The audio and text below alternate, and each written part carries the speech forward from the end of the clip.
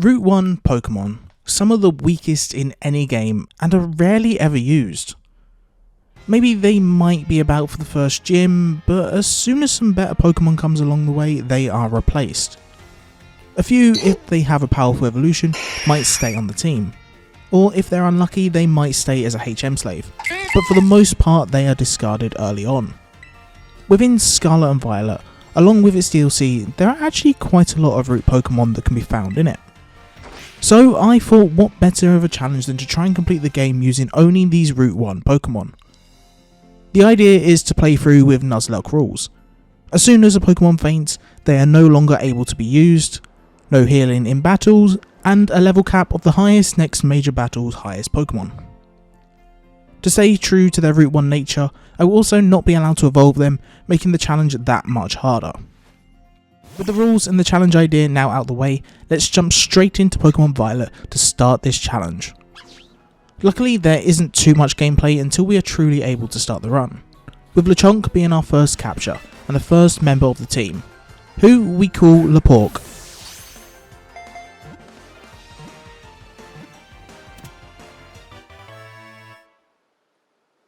On Pokeo Path, which is basically Scarlet and Violet's Route 1, we also catch ourselves a Fletchling called Birdo, Hoppit named Turnip, a Scatterbug called Silk, a Tarantulan called Spool, and not Pikachu the Portme.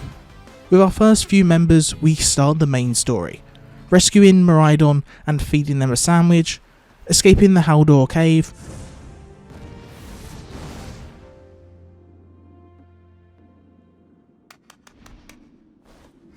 and having a quick battle against Arvin for ownership of Miraidon.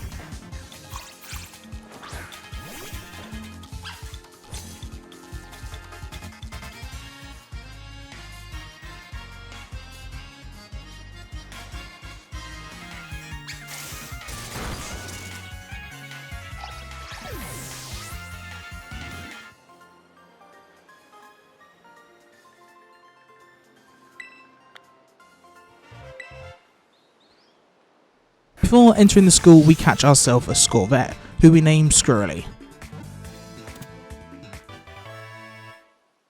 And we then train up a bit for our future battle against Nomura, along with Team Star later on. However, this proves to be a mistake. Rather than using Let's Go mode for XP, we try our luck at a nearby trainer, and it proves too much. Spool is lost to their Lechonk. We haven't even reached the school and we're already down one Pokemon. Waiting at the gates of Mesagoza is Nomura, who is waiting to test us before we start school.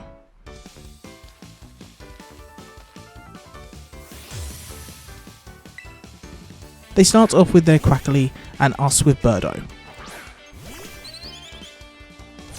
After hitting quick attack after quick attack, we take them out with only 7 HP remaining.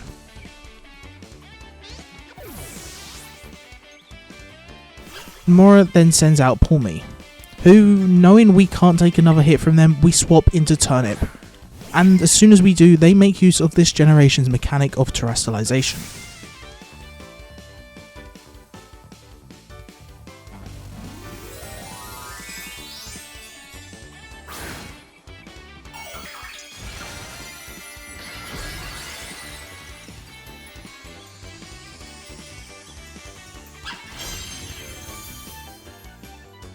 And hit Turnip with a boosted Thundershock, dealing over half health.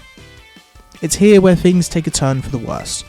Turnip doesn't outspeed, and falls next turn to another Thundershock. Silk is then up next and dies instantly. Lepork is able to get a tackle off before fainting.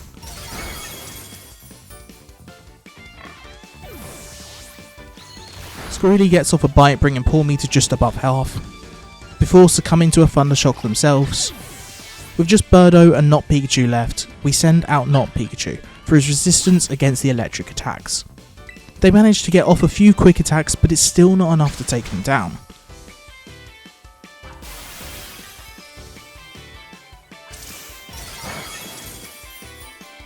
It's all up to Birdo now, and thankfully the rest of our Pokemon did enough damage for Birdo to finish off the fight with a quick attack.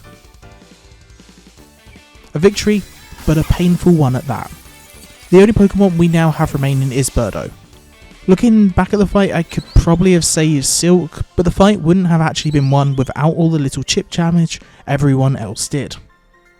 We haven't even reached the first gym, or even the ability to take them on, and we are already struggling. This is definitely going to be a tough challenge. Luckily, our battle with Team Star, where we are given the ability to Terastallize, runs along smoothly.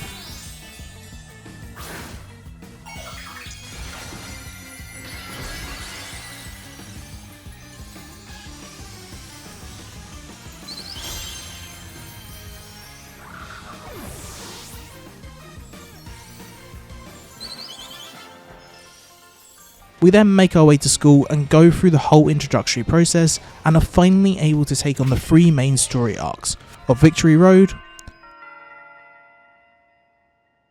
Path of Legends, and Starfall Street.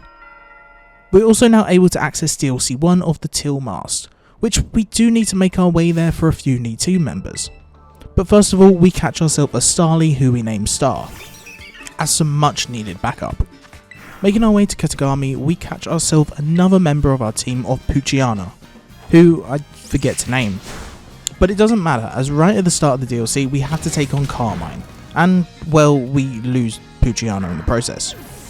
Yeah, this is really not a great start. Luckily, Star and Birdo are able to finish off Carmine.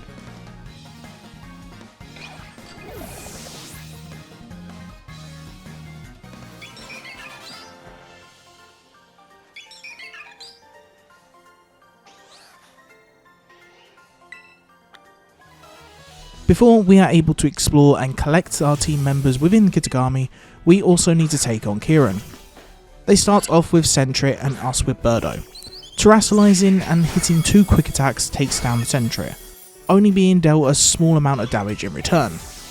Yanma is then brought out, who outspeeds and hits an air cutter, dealing 16 points of damage, whereas an Ember in return only deals about a quarter of their health. Knowing Birdo can't survive another hit, we swap into Star, getting hit by an air cutter in the process, which unfortunately does more than half damage.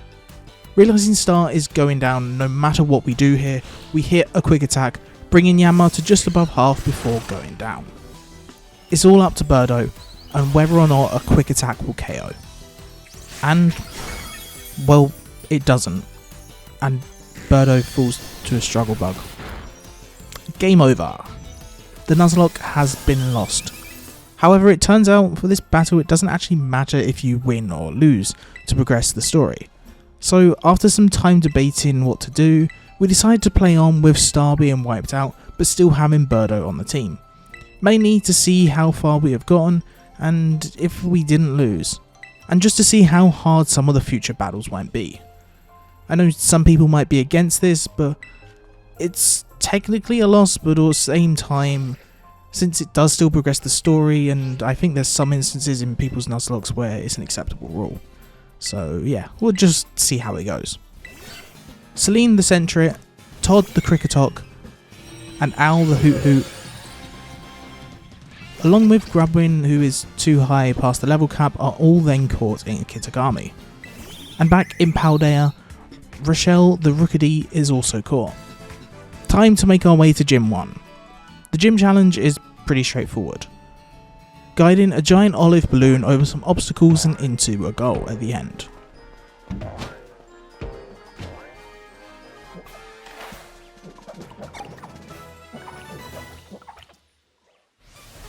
Time for Katie, the first gym leader and the bug type master. Nimble is first out versus Birdo. A peck deals about 2/3 of their health, while a double kick in return damages Birdo for 10 HP. Another peck and Nimble then falls. Out next is Tarantula.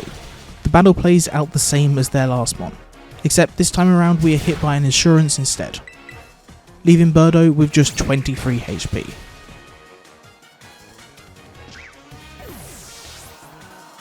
Now for Katie's final Pokemon of Teddiursa.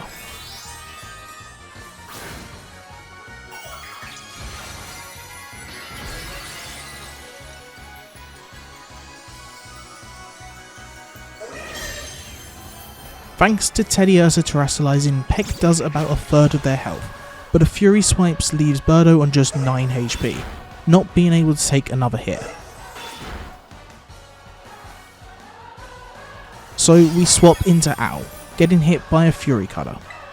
A second Fury Cutter leaves Owl on just 1 HP, but a Peck brings Teddiursa to just above half.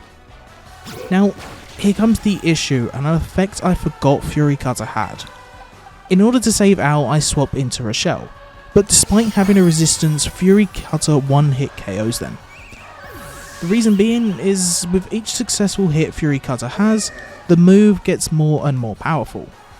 I completely forgot about this fact at the time, and it resulted in a pointless death. Selena then comes out and gets a quick attack off before going down to another dreaded Fury Swipe. Owl then manages to hit a Nightshade, bringing Teddiursa to red, but falls themselves.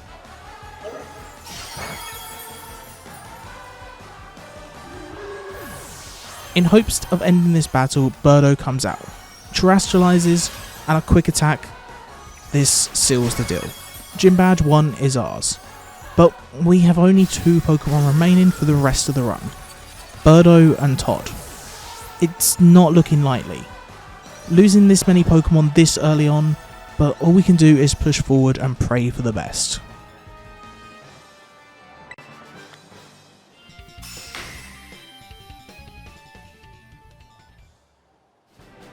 The next badge, going off how level caps work, is the first Path of Legends badge of the Stony Cliff Titan of Cloth. Chasing them up a cliff, we engage in a battle, having to bring them down to red before Arvin joins in the fight.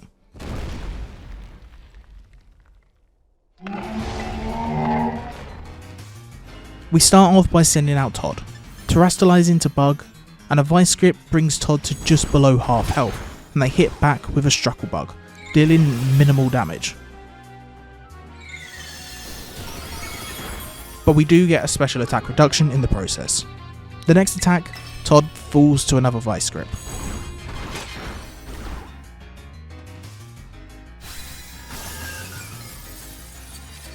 It is now once more up to Birdo to see us through to the end. Cloth outspeeds, hitting a Rock Smash dealing 13 points of damage. Despite all our moves being not very effective, we go for an Ember hoping for a Burn. It doesn't happen, and Cloth is barely scratched. We hit a quick attack the next turn, and it does a little bit more but barely tickles Cloth. Rock Smash once again brings Birdo to 18 HP. Knowing we can survive another hit, we try and hope that Flail could pull us through, as it does more damage the lower HP it is. Rock Smash brings Birdo to 4 HP, and Flail does a fair amount of damage, but Cloth is still not even at half health. Praying for a miracle, we hit Quick Attack, and it is not enough. Cloth is under half health now, but another Rock Smash finishes off Birdo. The battle is lost. We are out of Pokemon and wiped out. I can't make any excuses this time around, we have lost our Nuzlocke. The answer to the question, can we beat Pokemon Violet using only Route 1 Pokemon, is, well, a no. Well, at least within the Nuzlocke rules. This was only our first attempt, but honestly struggling this much early on, I can't imagine it actually being possible, at least with my skill level and knowledge. But I am now presented with a choice. The idea of this run still intrigues me. Either I can restart over and over again at every loss until we eventually might make it through, or I can scrap the Nuzlocke idea and just play through with only Route 1 Pokemon, no matter whether they faint or not, but still keeping the no heal rule and no evolving. I came to the conclusion I want to keep pushing through this run. Although it's a failure of a Nuzlocke, I want to see if Route 1 Pokemon can truly beat this game. So it's time to fully build our team and take on this challenge once again, to prove how strong Route 1 Pokemon can truly be, and not just something to be discarded. But that's going to have to wait for part 2. I could have obviously finished this challenge in this video, but it kind of makes more sense to have a redemption arc as a second video, at least in my head. This one being about the Nuzlocke and the next one being about hopefully overcoming the challenge. So thanks for watching. If you enjoyed, feel free to leave a like, comment, subscribe, all that. It really does help out. I know everyone says it, but it actually does. Be on the lookout for part 2 if you're interested. And well, thanks for watching once more, and I will see you in the next one.